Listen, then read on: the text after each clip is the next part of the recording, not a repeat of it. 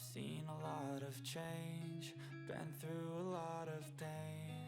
Some things are not the same as they were a year ago. Coucou toi, coucou.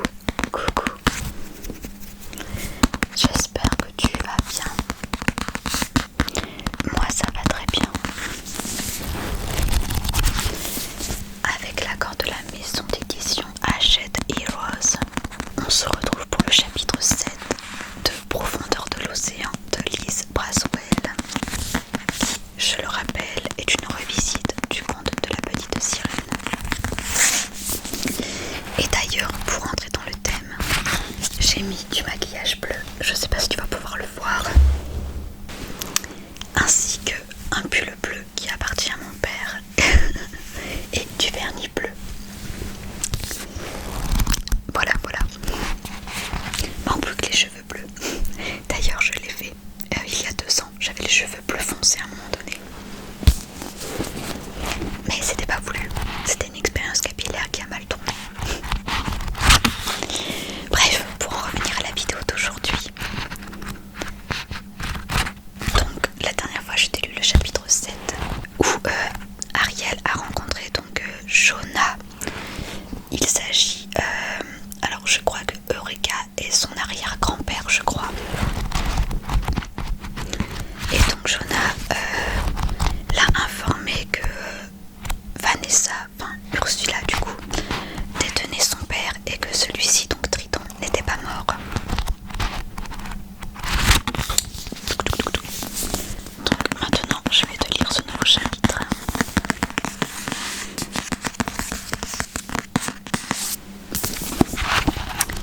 Alors,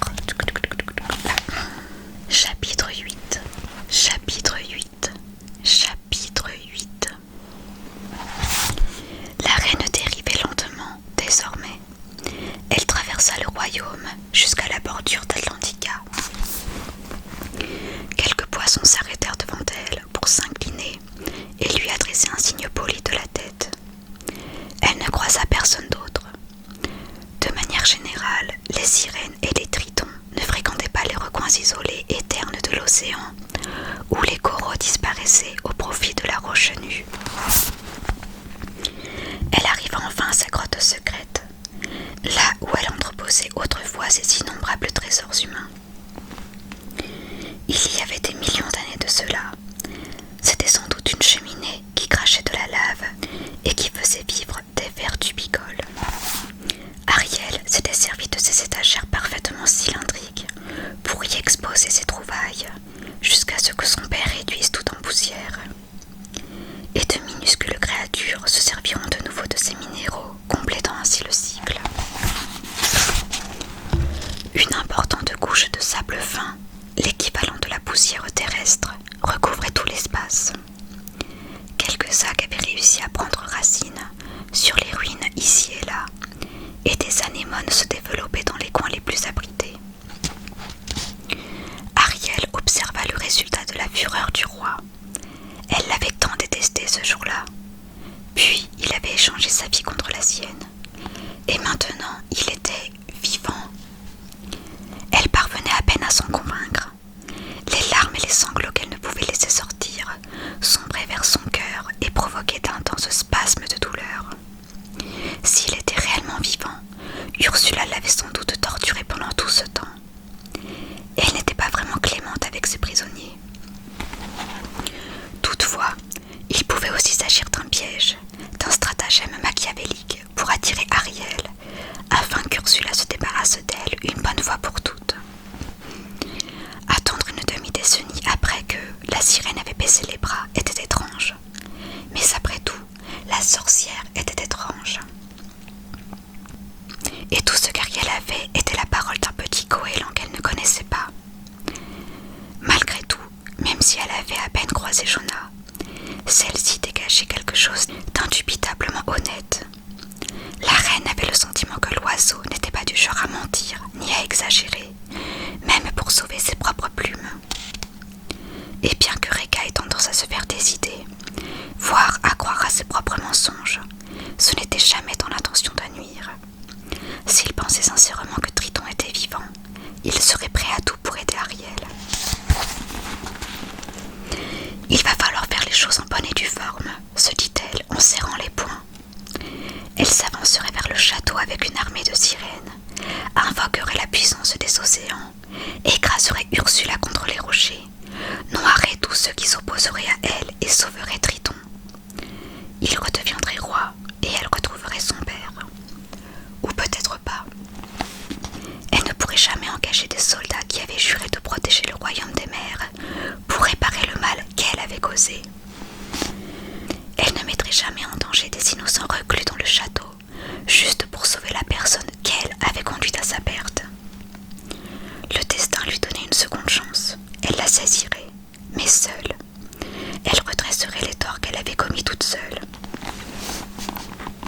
Malgré ses doutes, son cœur battait la chamade. Elle irait trouver et sauver son père, lui demander pardon et le ramener parmi son peuple. Tout le monde serait heureux, ses sœurs les premières. Et enfin, elle pourrait se racheter. Elle pourrait même devenir une héroïne, et tout le monde nagerait heureux sous l'océan. Mais pour cela, elle devait retourner dans le monde de la surface. Elle ramassa un objet rond sur le sol et le secoua pour en retirer le sable. C'était le couvercle d'une vieille jarre en céramique, qui était jadis peinte en bleu roi et or. Les humains avaient tellement de jarres, et d'amphores, et de vases, et de bouteilles, et de tonneaux, et de chopes, tellement de choses, pour mettre d'autres choses dedans. Les sirènes ne conservaient pratiquement rien, si ce n'est quelques mets rares et délicats. Comme ce doux nectar doré que son peuple échangeait quand elle était petite. Les sirènes mangeaient quand elles avaient faim, ne buvaient presque jamais et n'avaient aucune raison de stocker de la nourriture pour plus tard.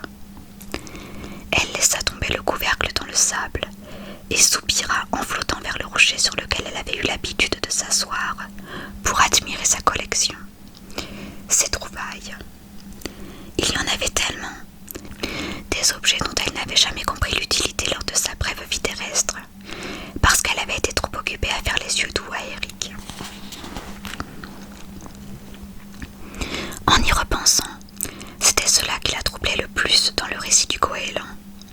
Elle n'arrivait pas à accepter la réaction de son traître de cœur quand l'oiseau avait mentionné son nom, Eric. Eric se souvenait de quelque chose. Il avait écrit un opéra sur elle. Ce n'était pas seulement flatteur. Si Eric avait recouvré assez de mémoire pour composer de la musique sur ce sujet, peut-être se souvenait-il aussi d'elle, rien qu'un peu. Elle ne se souvenait que trop bien de lui. Sa vie avait été brisée parce qu'elle était tombée éperdument amoureuse de cet humain. Mais lorsqu'elle fermait les yeux pour s'endormir, c'était souvent son visage qu'elle voyait. Et même quand un triton parfaitement séduisant et relativement divertissant, et presque immortel, ce qui n'était pas négligeable, lui faisait la cour, la seule chose qu'elle se demandait était à quoi ressembleraient ses cheveux à l'air libre. Serait-il aussi soyeux que ceux d'Eric? Un opéra. Elle était curieuse d'entendre les arias et les paroles qu'il avait imaginées pour la sirène. Elle sourit à l'ironie de la situation.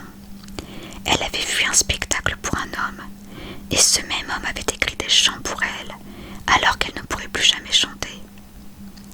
Elle fit glisser ses doigts dans le sable